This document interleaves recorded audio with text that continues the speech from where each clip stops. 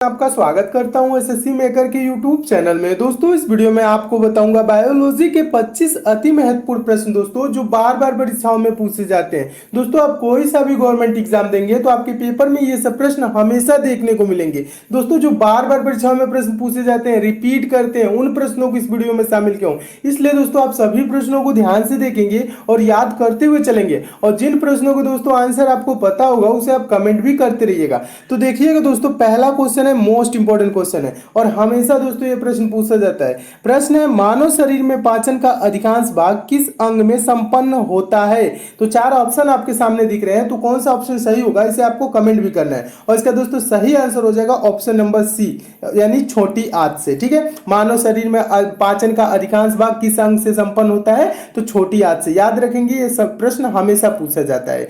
Next question देखिए, दूसरा question भी मोस्ट इंपॉर्टेंट है। प्रश्न है, लार में कौन सा एंजाइम पाया जाता है? प्रश्न क्या है दोस्तों? प्रश्न है, लार में कौन सा एंजाइम पाया जाता है, और ये प्रश्न मोस्ट इंपॉर्टेंट है, हमेशा पूछा जाने वाला प्रश्न है। तो दोस्तों इसका आंसर हो जाएगा ऑप्शन नंबर बी सही हो जाएगा। लार में पाया जाने वाला एंजाइम कौन सा है दोस्तों? टाइलिन है। ठीक है, टाइलिन याद रखेंगे। लार में कौन सा एंजाइम पाया जाता है? टाइलिन। नेक्स्ट क्वेश्चन देखिएगा, अगला क्वेश्चन भी बहुत बार पूछा जा चुका है।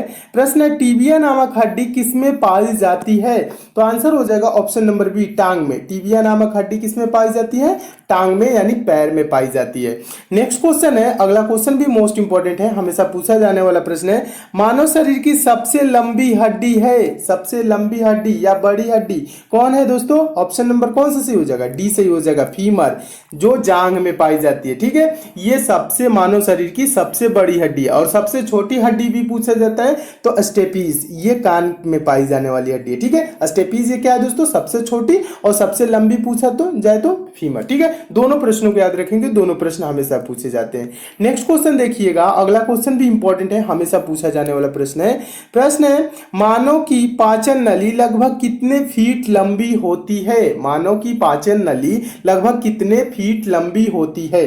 चारों ऑप्शन आपके सामने है, आप कमेंट भी इसे करेंगे, और इसका आंसर हो जाएगा ऑप्शन नंबर डी सही हो जाएगा, 32 फीट लंबी होती है। मानव की पाचन नली लगभग 32 फीट लंबी होती है। याद रखेंगे, बहुत बार पूछा गया प्रश्न है। अगला क्वेश्चन देखिए, छठा प्रश्न भी इंपॉर्टेंट है। प्रश्न है, लार किसके पाचन में सहायक होती है? लार किसके पाचन में सहायक होती है? तो इसका दोस्तों आंसर हो जाएगा ऑप्शन नंबर बी, स्टार्च के पाचन में सहायक होती है। नेक्स्ट क्वेश्चन है, सातवां क्वेश्चन, मोस्ट इंपॉर्टेंट क्वेश्चन। मनुष्य के जीवन काल में कितने दांत 2 बार विकसित होते हैं? बहुत बार पूछा गया प्रश्न है, कितने दांत 2 बार विकसित होते हैं? तो इसका आंसर हो जाएगा ऑप्शन नंबर सी, कुल 20 दांत। 20 दांत दोस्तों मानव शरीर में, यानी मनुष्य के जीवन काल में 2 बार विकसित होते हैं। यानी कि मनुष्य के जीवन काल में कितने दांत 2 बार विकसित होते हैं? आंसर क्या होगा? 20 दांत। ठीक है, इसे याद रखेंगे, बहुत बार पूछा गया प्रश्न है।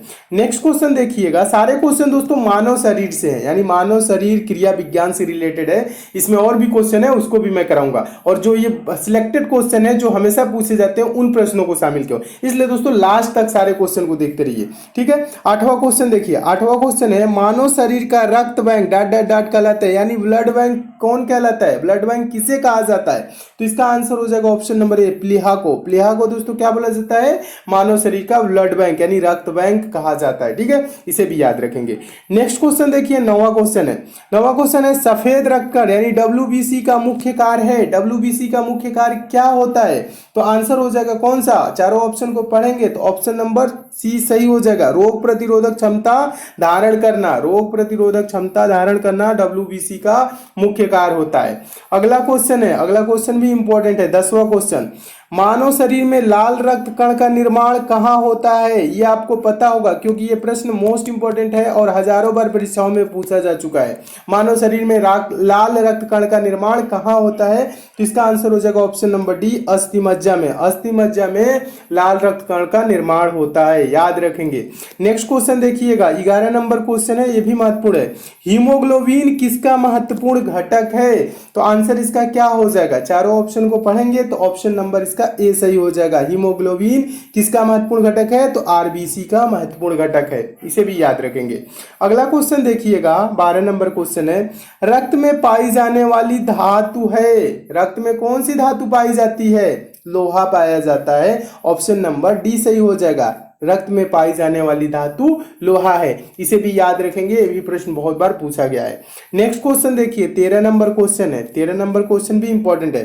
पाचन क्रिया में प्रोटीन निम्नलिखित में से किस पदार्थ में बदल जाते हैं?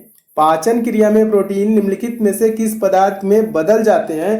तो इसका आंसर हो जाएगा ऑप्शन नंबर सी, एमिनो अम्ल में बदल जाते हैं। ठीक है, इसे भी याद रखेंगे। अगला क्वेश्चन देखिएगा, अगला क्वेश्चन बार बार पूछा जाने वाला प्रश्न है। और दोस्तों अगला प्रश्न देखने से पहले जो नेक्स्ट क्वेश्चन है हमेशा पूछा जाने वाला प्रश्न है, पेस मेकर का संबंध किससे है? गुर्दा, दिमाग, फेफड़ा, हृदय। कमेंट करके आपको जरूर बताना है इसका आंसर। ठीक है, और इसका सही आंसर हो जाएगा दोस्तों option number D, pacemaker का संबंध हृदय से। और पेस मेकर कार्य क्या करता है दोस्तों? पेस मेकर का कार्य हृदय की धड़कन प्रारंभ करना होता है। ठीक है, इसे भी याद रखेंगे। तो पेस मेकर का संबंध किससे हो जाएगा? हृदय से हो जाएगा। याद रखेंगे, हमेशा पूछा जाने वाला प्रश्न है। नेक्स्ट क्वेश्चन देखिएगा, बार बार ये भी पूछा जाने वाला प्रश्न है, सोते समय रक्त दाब में क्या परिवर्तन होता है? बढ़ता है, घटता है, पहले घटता है फिर बढ़ता है, पहले जैसा रहता है? इसका सही आंसर क्या होगा? ऑप्शन नंबर कौन सा सही हो जाएगा? बी सही हो जाएगा। सोते समय रक्तदाब घटता है। ठीक है, ब्लड प्रेशर क्या होता है? कम होता है, घटता है। ठीक है, इसे भी याद रखेंगे। नेक्स्ट क्वेश्चन देखिए, 16 नंबर क्वेश्चन है। 16 number question most important question है।